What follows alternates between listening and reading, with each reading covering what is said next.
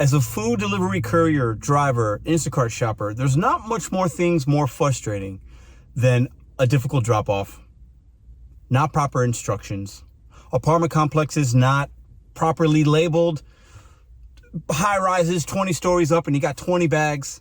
In today's video, we're going to talk about how you can combat that, what you can do to work a little bit smarter and not harder. And I'm going to share, and I want to hear from y'all, what are the worst type of deliveries? Let's go.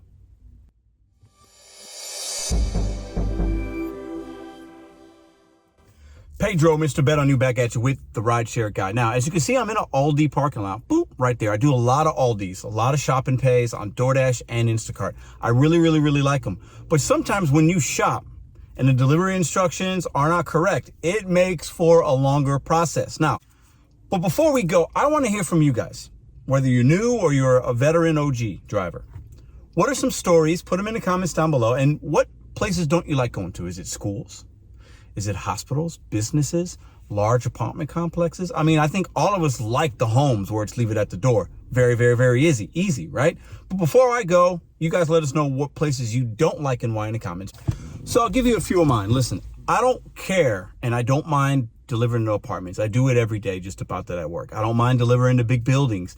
I even do hospitals, but those places can be unique. So we're going to give you some solutions, but we're going to rant a little bit as well. Let's start with hospitals.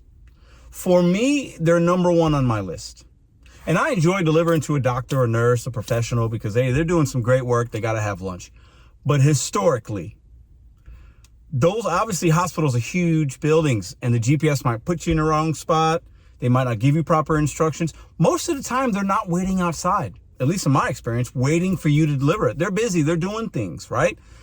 And you get there and they're not ready.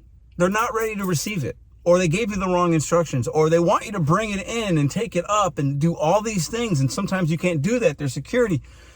Delivering to a hospital to me is the worst. It's number one on my list. What about you guys? And for me, a solution to that, and what I've seen that's kind of worked for me is, if you see that, okay, first off, when I see a DoorDash or whatever, I'm going to zoom in and out. What kind of building is this? If I know it's a hospital, okay, I might not even take it unless it's really good. And if I do take it, I'm going to be communicative before I get there, letting them know if I have questions, if I don't see proper instructions. Hey, how can I get this to you? What entrance? Is there any? I'm going to call or text, because when I get there, I want them to be ready, because I ain't sitting around waiting 5, 10, 15, 20 minutes, being in the wrong spot, no parking. Being communicative with that customer from the beginning of the process is super key. But honestly, I don't recommend doing hospital drop-offs unless it's really worth your time and you really know that particular hospital and exactly where to go. Number two for me, schools. Once again, I love a teacher. They're doing good work, but sometimes you don't have access to the school. They don't give you proper code. You got to buzz in. You got to leave it here. Most of the time, it's not bad, but it's a lot of extra steps. Right? It's a lot of extra steps. So once again, I'm zooming in on buildings. Is this a big school? Have I been there before? Have I not? I'm going to communicate with the customer to make sure I'm in the right spot. School on my list is number two. Number three on my list, high rises, big apartment complexes, luxury suites in the sky, groceries or whatever. And you're taking elevators. You need an access code. You need this. There's a security guy sometimes. Those can be a lot more steps and time and things that you have to do, and maybe the parking isn't accurate. I don't love delivering to those. It's been a little while since I've delivered to one of those. Have you guys? Let us know in the comments below. That's number three on my list. And listen, for me, apartments aren't a big deal. Now, I've been to some apartments where it's one address and there's like 20 different, it's like A through G or H, right? And it's like, oh my God, like they don't give you the actual letter or number corresponding with the address. Frustrating. They don't pick up the phone, right?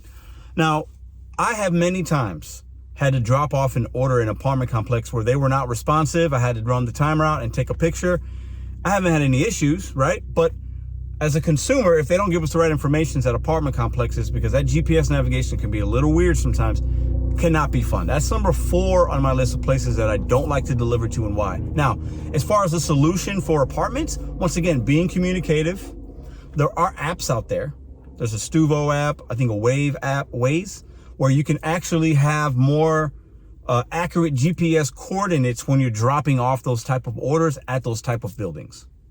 Now, overall, access and door codes are something that a lot of drivers face, and we get to a place, they did not give us the right access information. And many of you guys might just leave it in that vestibule lobby. I want to deliver it all the way how they want me to the door if it says that or whatever. And if they're not being responsive, that can be a big headache. Not having access codes is an issue. Now, one thing I think a lot of us don't think about is this. If you've been to a building, let's say it was last week, and it was your first time there, and you had an issue with a door access code, okay? And eventually you got that code from the customer because they answered the phone or they gave it to you or whatever, right? Save that in your phone, in your memos. So if I'm at this building right here and the access code is 1234 and I didn't have that and I might need that again, right? Put that in.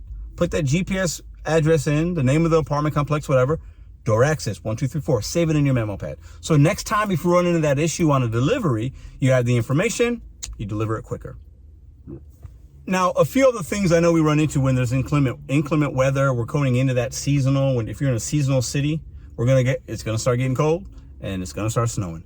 And a lot of people won't shovel their snow, won't leave a porch light on. Those are obviously difficult drop-offs, right? Be careful. At night, have a flashlight, use your camera phone. Some people I see with the lights on their hats. Do what you can to be safe. Wear proper footwear on these difficult drop-offs, okay?